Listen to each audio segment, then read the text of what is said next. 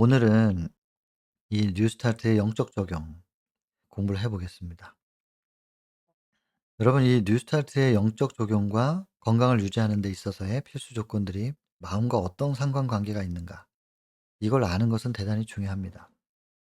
여러분, 심신상관성 질병이라고 사이코소매틱 현대의학계에서 이것을 인정하게 된 것은 그렇게 오래되질 않았습니다. 그래서 제가 처음에 어줍잖이 책들 보고 외워 가지고 건강전도법을 활용하게 된 때가 25년 전입니다. 그때부터 해서 건강전도법으로 우리 교단이 가지고 있는 이 건강 메시지 가지고 인제 전도를 하고, 그렇게 할 때 항상 걸리는 부분이 우리 몸에 해당되는 이 요소들이 마음과 어떻게 연결되는가, 이 부분을 설명하기가 참 쉽지 않았고, 과학적으로, 왜냐면 근거가 없으니까. 그랬는데 지금은 이거 뭐 부정하는 사람들이 없어요. 이 병원에 가면 무조건 뭐 어떤 병으로 병원에 갔든, 뭐 안과를 가든 이비인후과를 가든 내과를 가든 외과를 가든 스트레스 받지 말라고. 모든 의사들이 그 말 다 하거든요. 왜냐면 이제는 이 심신상관성 질병에 대해서, 그리고 스트레스가 우리 몸에 어떻게 악영향을 끼치는지에 대해서 과학적으로 다 증명이 됐기 때문에 그렇습니다. 이제는 말하기가 좀 굉장히 쉬워진 시대예요. 과학적으로 증명된 게 많아서. 육식의 폐해, 그리고 채식이 왜 좋은지, 심지어는 채식을 하는 것이 특별히 이눌린이 많이 들어가 있는 그 마지막 직장까지 가는, 위에서 12지장을 통과해서 소장과 맹장을 통과해서 이제 대장으로, 대장의 첫 번째 단계인 상행결장과 횡행결장, 하행결장, 그다음에 S결장이 있고, 그다음 직장이 있고 항문이 있죠. 이 과정에서 다 분해되고 소화돼서 또 흡수되고 하는데, 마지막까지 이제 쪼개지지 않는, 분해되지 않는 당이 있어요. 그 이눌린. 그것이 직장까지 내려가거든요. 마지막 하행결정과 직장에 몰려 있는 미생물들, 유익균들이 그것을 분해해 가지고 먹어요. 그리고 그 유익균들의 생태계가 아주 잘 갖춰져 있으면, 그들이 건강하면 우리 몸의 70%의 면역을 거기서 관할하고요. 특별히 사람이 좀 기분 좋게 활력 있게 살아갈 수 있는 세로토닌이라고 하는 호르몬, 신경 전달 물질인데, 이것이 이제 한 90% 정도가 대장에서 만들어지고 생성이 되는 데 있어서 아주 큰 역할을 하는 것이 유익균들. 그래서 마이크로바이오옴이라고 하는 대장 내에 있는 그 미생물들의 생태계가 얼마나 잘 갖춰져 있느냐에 따라서 많은 것들이 달라지죠. 우리 면역도 좋아지고, 그래서 우울증과 채식과는 예전에는 연결을 못 시켰었던 건데, 지금은 우리가 채식을, 특별히 이눌린 성분이 많이 들어있는 식재료를 우리가 잘 섭취함으로 인해서 어떻게 정신질환이 회복될 수 있느냐, 지금은 과학적으로 증명이 돼 있단 말이에요. 예전에는 채식하고 우울증하고 무슨 상관이냐 이랬었는데, 지금은 명확하게 그것이 증명이 돼 있습니다.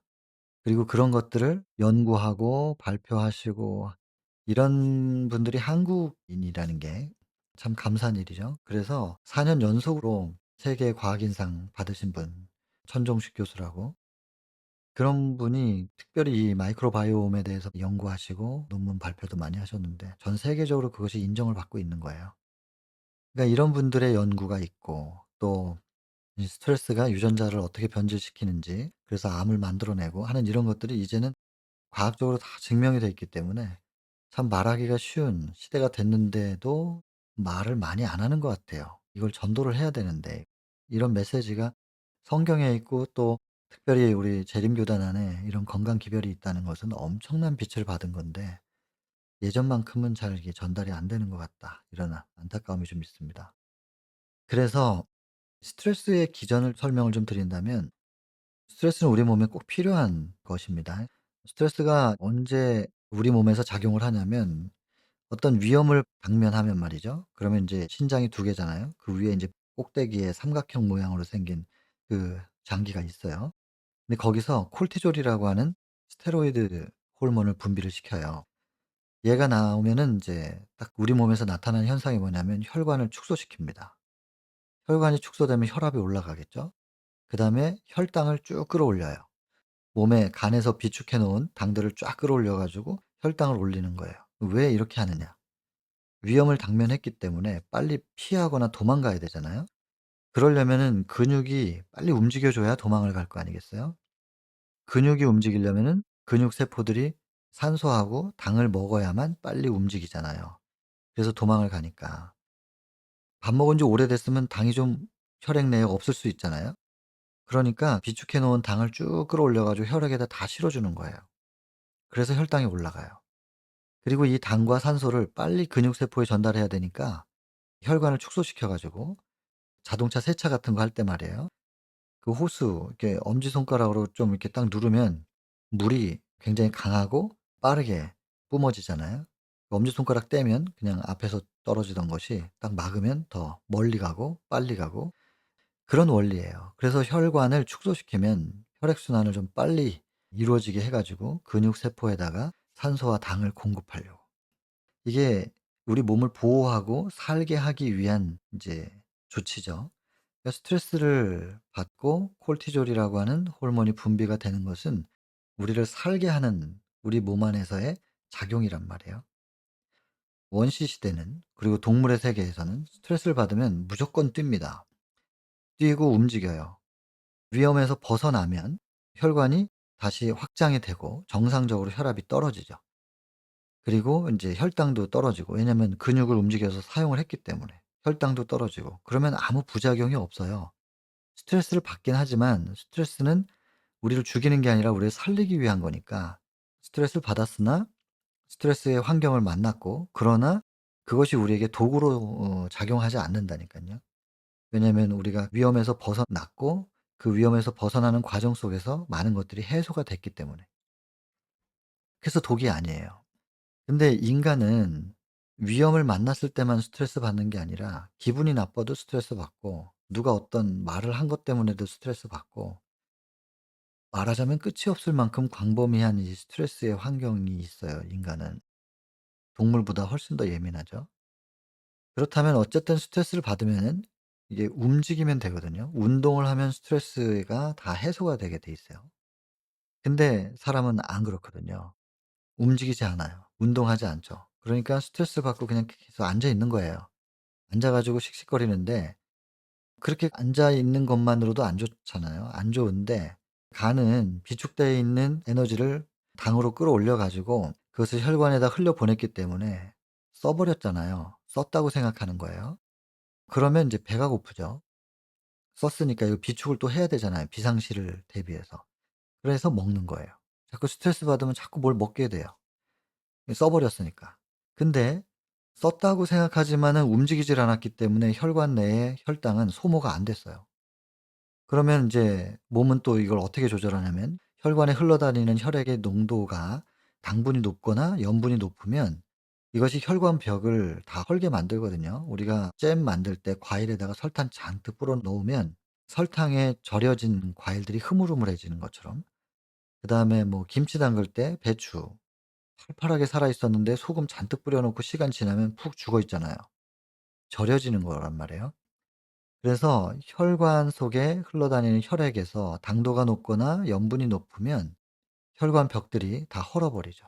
그러면 거기서 이제 출혈이 생기고 또 염증 생기고 하여튼 온몸에 다 안 좋으니까 혈관이 도달해 있지 않은 곳이 어디 있어요. 우리 몸의 가장 끝에도 살짝만 상처가 나도 피가 나는데 그러니까 그런 혈관들이 이렇게 당도가 높은 피가 흘러다니면서 혈관을 손상을 시켜 버리면은 온몸에 염증이 생겨 버리거든요. 그러면 생명을 유지할 수가 없잖아요. 그러니까 빨리 이 당도를 낮춰야 돼요. 그러려면은 이 계속해서 소변으로 일단은 빼낼 수밖에 없죠. 그러면 소변에 당이 섞여서 나오는 거. 그래서 당뇨가 되는 거예요, 당뇨병. 또 그렇게 빼내면 이제 또 신장이 망가지잖아요. 신장은 사구체라고 하는 가장 미세한 그 모세 혈관들의 군집체처럼 모여 있는 곳인데 거기에 당도가 높은 혈액이 계속 지나가니까 그것을 필터링 하다 보면은 그 신장에 모여 있는 모세 혈관들이 망가지니깐요. 신장 기능이 떨어지면서 신부전이 생기고 인제 나중엔 투석을 해야 되고 이런 일이 벌어지는 거죠. 또 하나는 소변으로 빼내는데도 한계가 있어요. 그러다 보면 이것을 지방으로 변환을 시켜요. 그게 이제 중성지방입니다. 그래서 인제 지방은 우리가 보면 HDL 고밀도 콜레스테롤 그리고 LDL 저밀도 콜레스테롤이 있는데 그중에 인제 TG라고 인제 혈액 검사해 보면 그렇게 써져 있을 텐데요. 그게 중성 지방인데요. 사용하지 않은 당을 전부 다 중성 지방으로 바꿔 가지고 축적을 시켜요. 그러면 이게 일단 피하 지방, 피부 밑에 쌓이고, 그러다가 그 용적의 한계가 있잖아요. 그러면 내장 지방, 그러다가 지방간, 그리고 지방간은 간염을 만들고, 간염이 계속 지속되면 간경화가 되고, 간경화가 되면 인제 그게 간암이 되고, 순서가 그렇게 가는 거죠. 그래서 이제 당뇨, 고혈압, 고지혈, 이런 인제 대사증후군 증세를 가지고 있는 그런 분들은 암에 걸릴 확률이 굉장히 높아질 수밖에 없는 거죠. 기전 자체가 그렇습니다. 그래서 이 스트레스를 우리가 받았을 때 이것을 제대로 해소하지 못하면 이런 만성 질병들, 대사증후군이 걸리게 되고, 대사증후군이 생기게 되면 거기에서는 뭐 유전자 변질이 되는 암이라든지, 왜냐하면 대사증후군이 있는 사람들은 염증이 높을 수밖에 없거든요. 그 염증 때문에 유전자가 변질되면 암이 되기도 하고, 자가 면역 질환이 되기도 하고, 또 뭐 크론병이라든지, 이것도 다 자가 면역 질환인데, 과민성 대장 증후군 이런 거 다들 모든 병들에 다 연결되는 거죠. 그리고 이 항상성이 잘 유지가 안 되고 스트레스 받아 가지고 자꾸 혈압이 올랐다 내렸다 이걸 자꾸 반복하면 내분비 계통에서의 항상성도 다 깨지기 때문에, 특별히 갑상선 문제가 많이 생기게 됩니다. 그래서 갑상선 기능 저하나 항진, 뭐 더 오래 지속되면 갑상선 암, 뭐 이렇게 되죠. 그러다가 이제 갑상선에 암이 생기기 전에 또 갑상선의 저하와 항진이 계속 많이 지속되다 보면 그것이 또 인제 자가 면역으로 작용을 해 가지고 이제 그레이브스 병이라든지 하시모토 뭐 요런 자가 면역 질병들이 발생을 하는 거죠.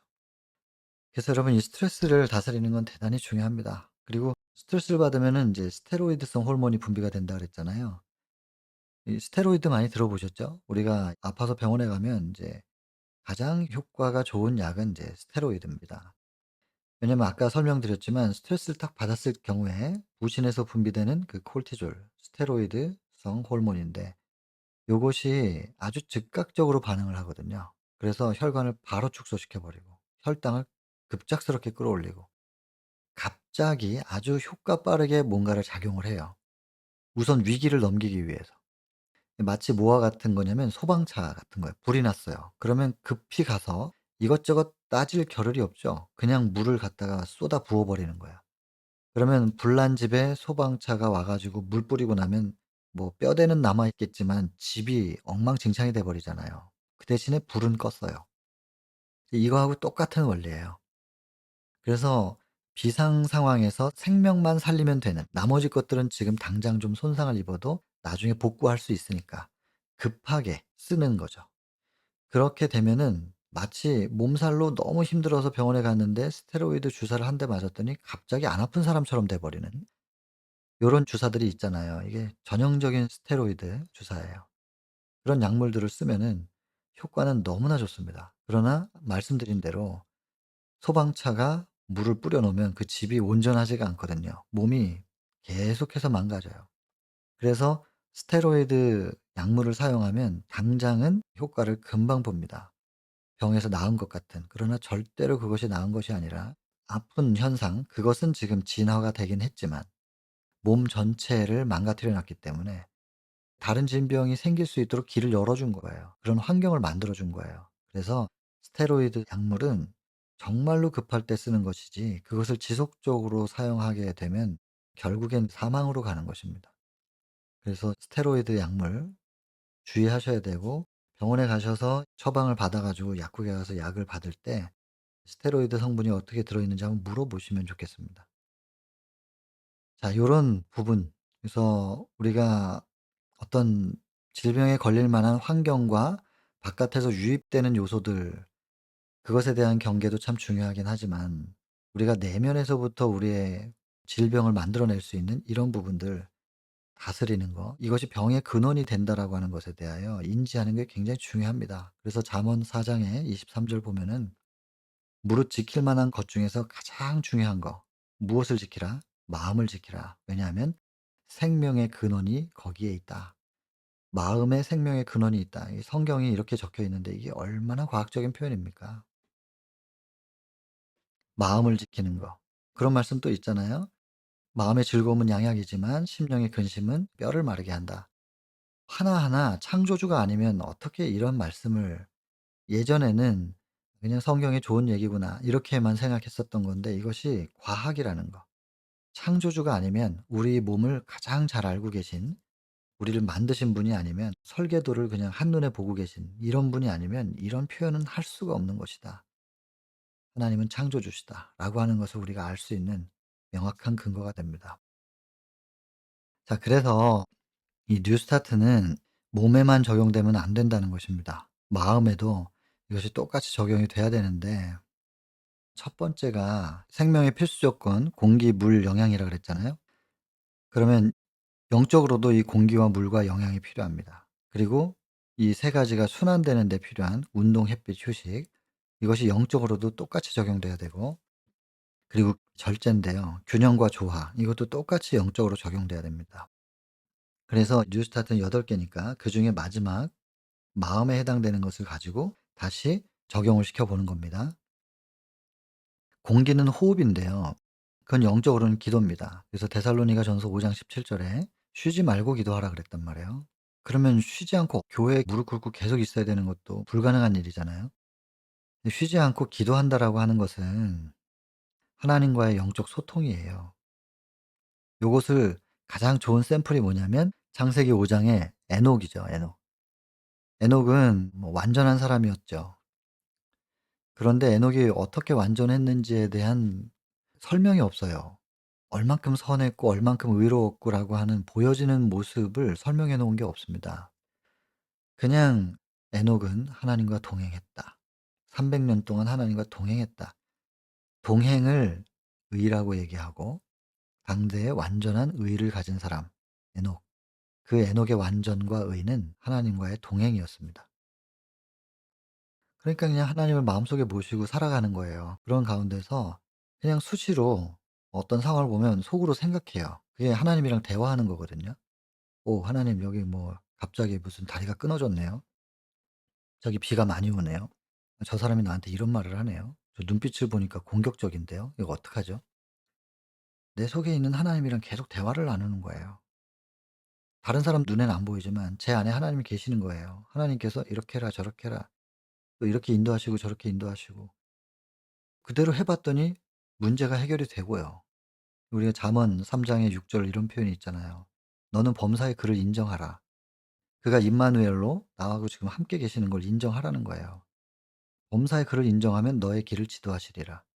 그냥 이렇게 되는 거예요. 그분이 임마누엘 내 안에 계시다는 것을 인정하면 인정한다는 건 뭐냐면 그분께 여쭙는 거죠. 계속 물어보는 거예요. 그러면 그분이 지도해 주시겠다고 했으니까 어떤 방식으로 지도하시는지는 그냥 여호와의 선하심은 맛보아 하는 거라 그랬으니까 한번 경험을 해 보세요. 해 보시면 알 거예요. 그렇게 하면은 하나님이 지도하시는 대로 가는 거예요. 그러다 보면 에녹처럼 동행이 되는 거죠. 그게 곧 무엇이냐? 쉬지 않고 기도한다는 뜻이라고 저는 생각합니다. 그러면 하나님을 마음속에 모시는 건 어떻게 하는 거냐? 요한복음 1장 1 절에 태초에 말씀이 계시니라 했고 그 말씀이 하나님이라 그랬거든요. 그러니 하나님이신 성경 말씀을 우리가 한 절씩이라도 매일 아침 마음속에 암기하고 그 말씀을 모시고 묵상하면서 사는 거예요. "이 율법책을 너의 입에서 떠나지 말게 하고 주야로 묵상하라." 이 여호수아에게 하신 말씀인데 여호수아 1 장에 그게 뭐 쉬지 않고 기도한다는 거거든요. 우리가 어디 가서 1 시간 숨을 크게 들이마시고 1 시간 동안 숨 참고 그렇게 할 수가 없잖아요. 들숨과 날숨으로 숨을 계속 쉬어야 되는 것처럼 기도도 그냥 숨 쉬는 상태여야 됩니다. 우리의 영혼이 숨 쉬는 상태여야 된다. 계속해서 동행하는 거 이것이 곧 기도입니다. 영적인 호흡이죠. 그다음 우리 몸에 인제 혈액순환이 멈추면 죽는데 피가 부족해도 죽고 근데 그 피는 구성이 있어요. 백혈구, 적혈구 그다음에 인제 혈소판 이렇게 혈구들이 있고 그 외에는 혈장인데 그게 다 물입니다. 그래서 피를 뽑아 가지고 분리기에 넣고 막 인제 돌리면은 물층이 이렇게 있고 그다음에 빨간 층이 있는데 그건 적혈구 때문에 빨개 보이는 건데 그 물층이 훨씬 더 많거든요. 그래서 피가 우리 속에서 돌아가는 것 자체가 이제 물의 순환이라고 봐야 될 거예요. 그렇기 때문에 인제 이 물은 말이죠. 우리가 영적으로 적용하면 성령이에요, 성령. 창세기 1장 2 절에도 보면은 "땅은 혼돈하고 공허하며 흑암은 깊음 위에 있고 하나님의 신이 수면 위에 운행하신다." 지구를 다 덮고 있는 물이 있어요. 그 수면 위를 하나님의 신이 잘 이렇게 돌고 계셨던 거예요. 그리고 나중에 창조하시고 나면 또 그 물층을 궁창 위의 물과 아래의 물로 이렇게 나눠 가지고 예 궁창을 물로 감싸서 보호하시죠. 그리고 나서 물이 한쪽으로 쭉 몰리면서 땅이 드러나면서 지구가 탄생하는 거예요. 물론 인제 6일 동안 창조하셨는데 그 창조 전부터 땅은 있었어요. 왜냐면 여기 이미 창세기 1장 3 절부터 "빛이 있으라." 하시고 첫째 날이라 그랬기 때문에 2 절은 창조 전이잖아요. 지구 창조 전인데 이미 땅이 있어요. 그다음 물도 있고. 그래서 물과 땅은 지구 창조하는 그 첫째 날부터 창조된 게 아니고 창세기 1장 1 절에 "태초에 하나님이 천지를 창조하셨다." 할 때 그 태초는 우주 창조였을 겁니다. 그래서 온 우주와 태양계와 많은 행성들을 창조해 놓고 그다음에 지구 창조를 하면서 첫째 날부터 창조가 되는데 그래서 이미 있었던 땅을 드러나게 하신 거죠. 그래서 인제 드러나고 거기에 인제 식물이 자라고 하면서 인제 우리가 알고 있는 지구가 모양새를 갖춰가는 건데 그래서 우리가 거듭난다는 것도요. 사람이 태어날 때도 그렇잖아요. 양수 속에 있다가 태어나는 거고 뭐 태생이나 난생이나 똑같습니다. 난생도 계란이 깨 보면 그 안에 다 물이잖아요 먼저. 액체층이 있고 그 안에 핵이 있는 것처럼. 지구 탄생도 똑같고 원리가 다 똑같습니다. 하나님께서 그런 뭐 굉장히 다양성의 하나님이시면서도 일정한 하나의 패턴을 똑같이 사용하시는 것은 이런 규칙성을 보면서 창조가 우연이 된 게 아니고 그냥 여기저기 마음대로 막 창조된 게 아니라 하나의 질서 속에서 창조됐다는 것을 보여주시기 위한 것이라고 생각이 들죠. 그래서 거듭남의 의식 그 침례도 물속에 완전히 잠겼다가 다시 나오잖아요. 사람이 처음에 태어날 때 물에서부터 나왔기 때문에 그런 식이에요. 그래서 물이라고 하는 것을 요한일서 5장 8 절에는 증거하는 이가 셋이라고 그래요. 성령과 물과 피. 이 또한 이 셋이 합하여 하나다. 그래서 영적으로 우리가 성령, 물, 피, 예수 그리스도의 피나 우리를 씻어내는 물이나 피로 씻잖아요. 같은 상징적인 거예요. 성령이 이제 그 역할을 하시죠. 지금은 뭐 예수님의 피로 우리가 씻는 게 아니라 성령께서 예수 그리스도의 피로 우리 속에 오셔서 우리를 씻어 주시니까. 그래서 상징적인 의미에서 이 같은 것입니다. 그 예수님 승천하시고 나서는 이제 성령께서 이 역할들을 다 하시는데 그래서 육신이 물이 필요한 것처럼 우리는 성령으로 죄를 씻고 또 우리가 마신 물이 혈장이 돼서 우리 몸을 계속 돌아다니는 것처럼 이 물이 부족하면 이제 혈장의 농도가 이제 짙어지잖아요. 그러면은 피가 끈적해져 가지고 혈액순환이 제대로 이루어질 수가 없잖아요. 맑은 물은 잘 흘러가는데 물을 충분히 마시는 것이 우리 몸에 이렇게 유익한 것처럼 생명을 존속하는 데 생명의 필수 조건이죠. 그런 것처럼 성령의 임재가 없이는 뭐 우리는 아무것도 할 수가 없습니다. 그래서 이제 이거 고린도전서 3장 16절 "너희가 하나님의 성전인 것과 하나님의 성령이 너희 안에 거하시는 것을 알지 못하느뇨." 성령께서 우리 안에 계셔야 되는 것이고 우리는 성령을 통해서 하나님 세 분을 모시는 성소로 지음을 받은 것이거든요. 자 그래서 일단은 지금은 이제 좀 줄여서요. 성령. 그래서 누가복음 11장 9 절로 13 절에 보면 "구하라 찾으라 두드리라." 그랬잖아요. 아비된 자 중에서 누가 자식이 생선 달라는데 뱀 주겠느냐.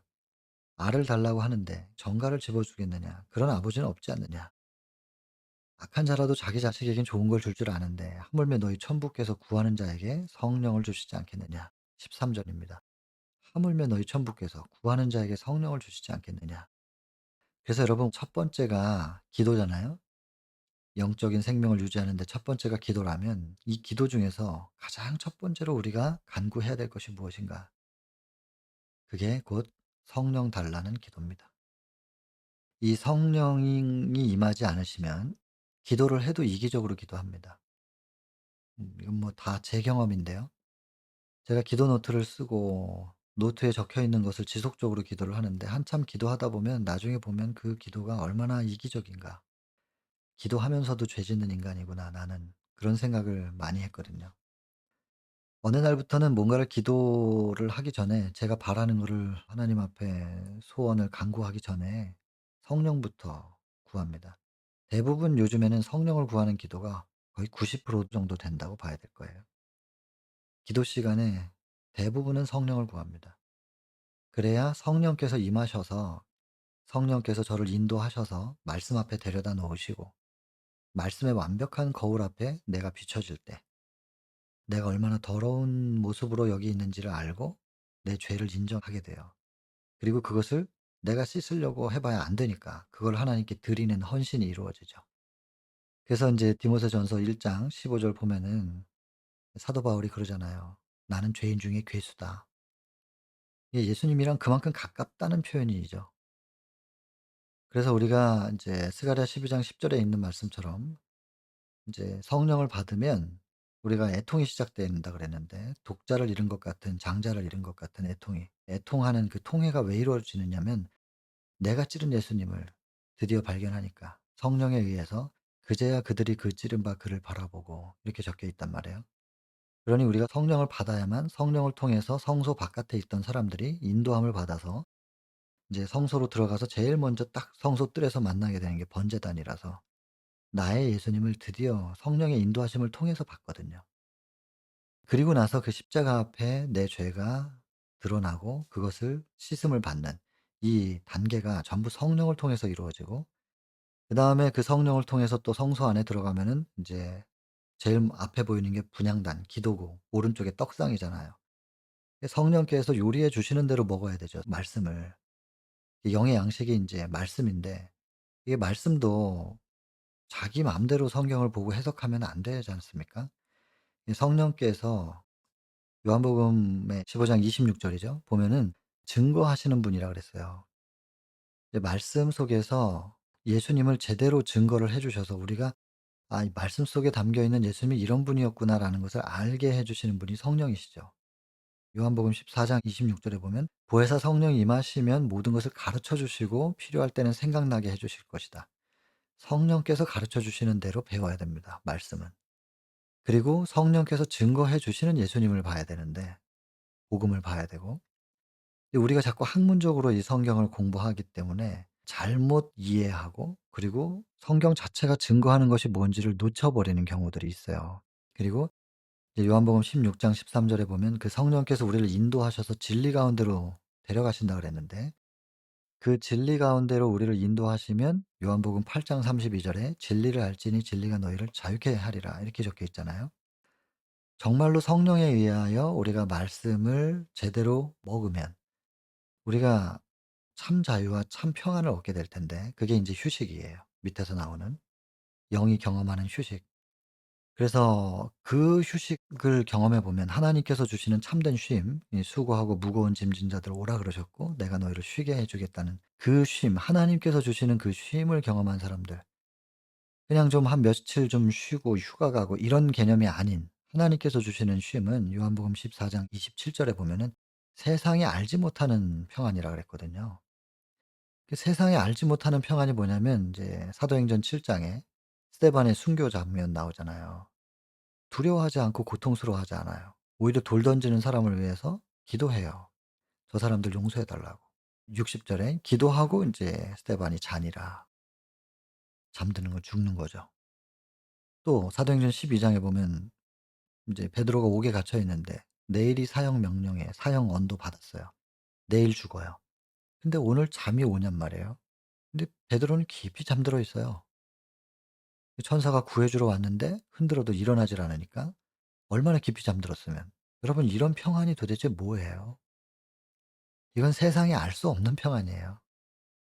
성령께서 말씀을 우리에게 가르쳐 주시고 진리 가운데로 이제 말씀이 진리죠. 요한복음 17장 17 절에 보면 "아버지의 말씀은 진리니이다." 이렇게 돼 있으니까 말씀이신 진리이신 예수 그리스도께로 우리를 쭉 이렇게 이끌어 가지고 예수님 안에 예수님이 내 안에 들어가는 그 경험을 할 수 있도록 인도하시는 분이 성령이란 말이에요.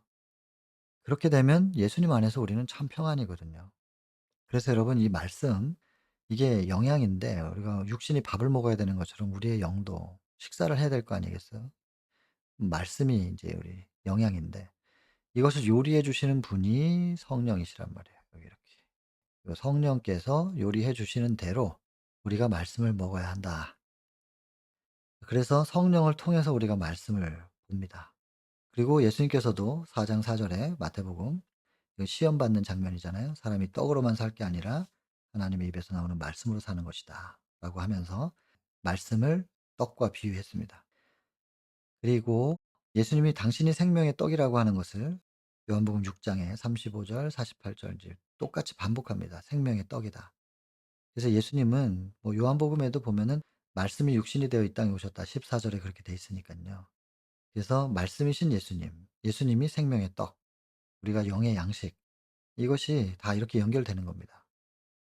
그렇게 해서 저는 제안 드리고 싶다면 아침에 일어나자마자 성령을 간구하시고 성경 연구하고 하는 거는 기본적으로 여러분들 개인적으로 하시되 그 연구하시는 부분 중에서 특별히 한 절씩이라도 꼭 구별하셔서 기억하시면 좋겠습니다. 암기를 하시고 한 절이 길면 그냥 한 줄이라도, 한 줄이라도 외워 가지고 그 말씀을 계속 묵상하면서 하루를 살아가시는 거죠. 인간의 음식은 많이 먹어야 배부르잖아요. 하나님 말씀은 만나 아시죠? 만나. 만나는 매일 아침마다 거들어 나가야 되는데 내일 나오기 싫어 가지고 두 배를 걷어간 사람들은 다 썩어서 못 먹잖아요. 금요일은 근데 또 두 배를 걷으래요. 왜냐면 안식일 날까지 먹어야 되니까. 안식일은 만나 거두러 나가지 않으니까.